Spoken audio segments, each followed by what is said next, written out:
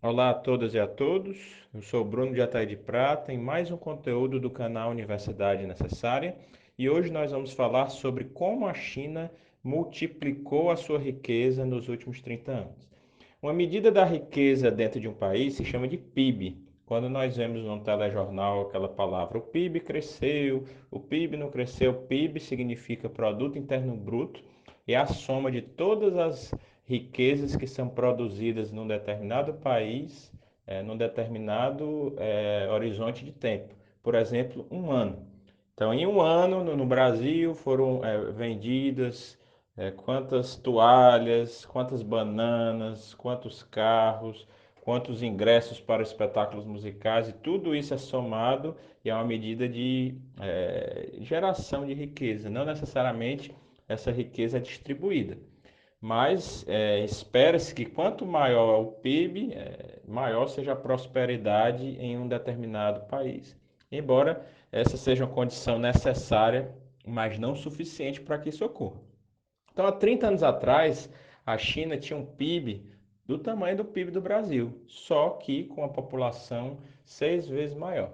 Então, a relação entre o Brasil e a China era muito semelhante à relação que nós temos hoje entre o Canadá e o Brasil. Então, o Brasil tinha um PIB igual ao da China, com a população 6 vezes menor, logo tinha uma renda per capita 6, 7 vezes maior do que a da China. O que aconteceu nos últimos 30 anos? A China multiplicou essa riqueza, multiplicou esse produto interno bruto por 6, 7 vezes. Um crescimento muito grande. Como isso aconteceu? Então, há 30 anos atrás, no início da década de 90, a China enviou centenas de milhares de cidadãos chineses para fazer mestrado e doutorado na América do Norte e na Europa, principalmente.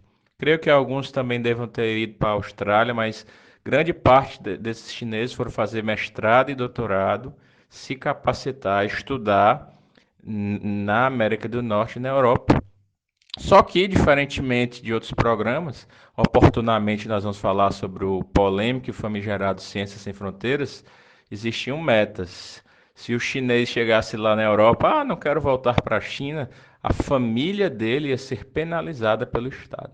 Então, o chinês que estava sendo enviado pelo Estado para se capacitar era obrigado a voltar, sim, para o seu país, para dar uma contribuição para o seu país. E o que aconteceu com a China? A China passou a construir as maiores barragens do mundo, passou a construir grandes aeroportos, grandes túneis, estradas suntuosas, passou a não apenas produzir produtos sem diferencial tecnológico. Por exemplo, tudo que nós pegamos, a gente olha atrás e procura Made in China, feito na China. Então, produtos de plástico, canetas sem qualidade, isso passou a se transformar, eles passaram a produzir carros, passaram a produzir computadores, passaram a produzir televisores, passaram a produzir telefones, smartphones, produtos tecnológicos. Hoje, as maiores empresas de muitas dessas áreas que eu estou citando aqui são chineses. Algo que há 30 anos não existia nada. A China não tinha nada disso há 30 anos atrás. Então, hoje a China se defronta com o conhecimento do 5G, da internet mais rápida do mundo, que vai ser a grande vanguarda na disputa pela hegemonia mundial, e a China está se sobressaindo nisso em relação aos Estados Unidos.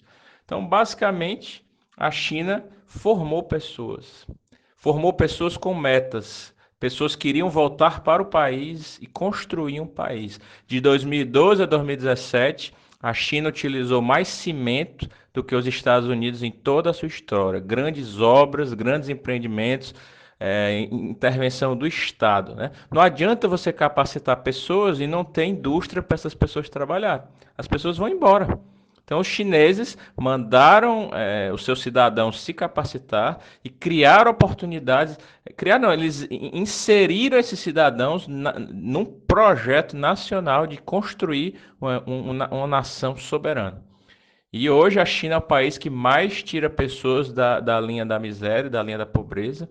Estão sendo tiradas da linha da pobreza mais de 900 milhões de chineses, uma coisa assim absurda. Então, a China passou de um país consumidor e distribuidor de ópio no século XIX, um país invadido, um país dominado, um país sem nenhuma autonomia, um país que foi pilhado pelos países europeus, principalmente, Inglaterra, França, Portugal e outros. E hoje, ao invés de ser um distribuidor, um produtor de ópio, a China é um produtor e difusor de conhecimento. Então, a China se transformou numa sociedade de conhecimento. Isso não acontece sem investimento público. Isso não acontece sem uma política do Estado de criar indústrias nacionais para esses cidadãos chineses trabalharem para o seu país e pelo seu país.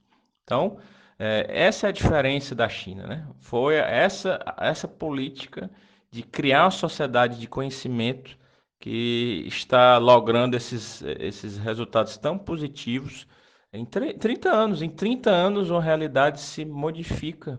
Basta que existam políticas que sejam eficazes nesse sentido.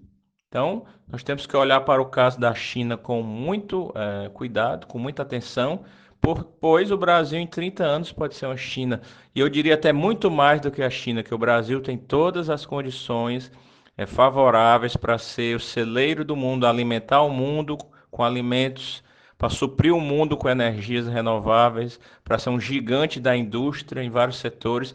Com grande facilidade o Brasil pode atingir essas metas, pois ele tem condições muito mais propícias do que a China. Então é isso. Por hoje é o que eu queria falar. Em outros momentos vamos pontuar diversos aspectos que foram contemplados aqui em vários temas muito interessantes para serem abordados. Isso aqui é apenas uma introspecção inicial para que nós possamos refletir sobre essa questão de uma sociedade produtora e difusora de conhecimento. Agradeço a atenção de todas e de todos. Até uma próxima oportunidade.